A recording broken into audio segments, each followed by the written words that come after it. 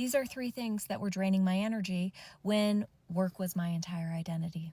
And contrary to what I thought, it was not because of the work itself, especially the last one. Number one, replaying conversations and meetings and what I said and what I shouldn't have said and how they must all think I'm so stupid. Everything was just playing on a loop.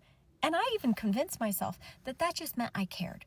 That actually made me sharper. But the real shift came when I stopped using replaying as proof of whether I was good enough as a human or not. Once information became just information, my brain was able to relax, and surprise, surprise, I showed up more calm and more present, and I could enter conversations from a steady versus over-prepared state. And speaking of over-prepared, that's number two.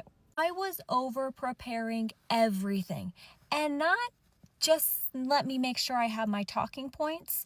No, hedging for every potential outcome. It wasn't just making a plan B in case plan A didn't work. It was C, D, E, F, G. Most of the time, plan B never even showed up. But you know what I lost? A whole lot of energy. Because that's what's depleted when you over-prepare. And the shift for me was realizing that I was using preparation to buy certainty so that I could relax.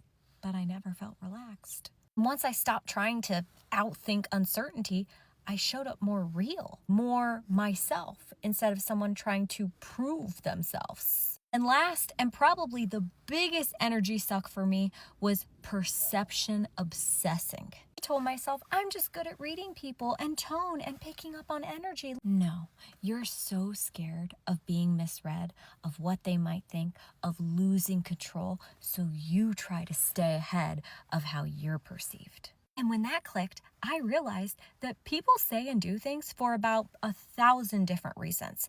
And me sitting here trying to decode or deem myself some great people reader is actually just a really great way to spend energy on what I can't control. And you know what? When I stopped making people's reactions my responsibility, I got calmer, more direct, less performative.